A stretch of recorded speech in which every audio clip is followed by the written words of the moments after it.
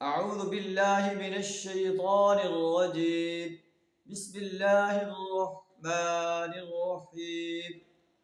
وعد الله الذين آمنوا منكم وعملوا الصالحات ليستخلفنهم في الأرض كما استخلف الذين من قبلهم وليمكنن لهم دينهم الذي ارتضى لهم وَلَيُبَدِّلَنَّهُم مِّن بَعْدِ خَوْفِهِمْ أَمْنًا. صدق اللہ العظیم. اللہ نے وعدہ فرمایا ہے تم میں سے ان لوگوں کے ساتھ جو ایمان لائیں اور عمل صالح کریں کہ وہ ان کو اسی طرح زمین میں خلیفہ بنائے گا جس طرح ان سے پہلے گزرے ہوئے لوگوں کو بنا چکا ہے.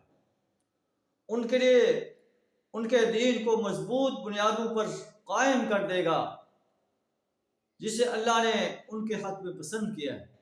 وَلَيُبَدِّلَنَّهُم مِّن بَعْدِ خَوْفِهِمْ أَمْنًا.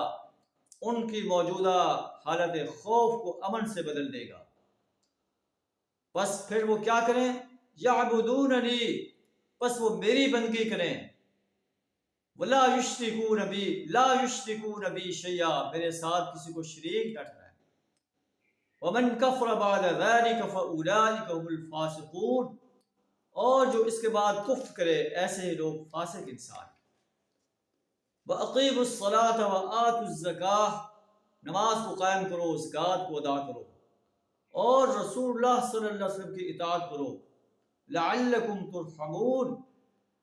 امید ہے کہ تم پر رحم کیا جائے گا. اہل ایمان سے وعدہ کیا جا رہا ہے اور یہ خاص کر اس وقت کے اہل ایمان مراد ہیں جو نبی صلی اللہ علیہ وسلم کے ساتھی تھے.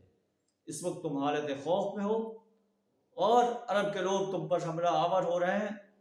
اللہ جو ہے ایک وقت ایسا لائے گا کہ تمہیں اپنی زمین میں خلیفہ بنائے گا، اقتدار عطا فرمائے گا، تمہاری حالت خوف کو حالت امن میں بدل دے گا. پھر تم نے کیا کرنا ہے؟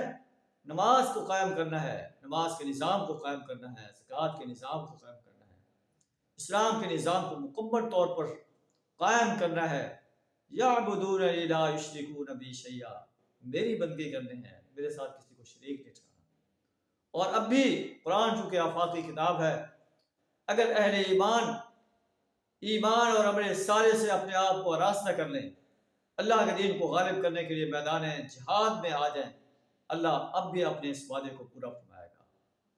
اللہ سے دعا ہمیں ایمان اور عمل صالح سے اپنے آپ کو آراستہ کرنے، دین اسلام کو غالب کرنے کے لیے اپنے مال، جان، وقت اور صلاحیت کھپا دینے کی جرت عطا فرمائے. وآخر دعوانا الحمدللہ رب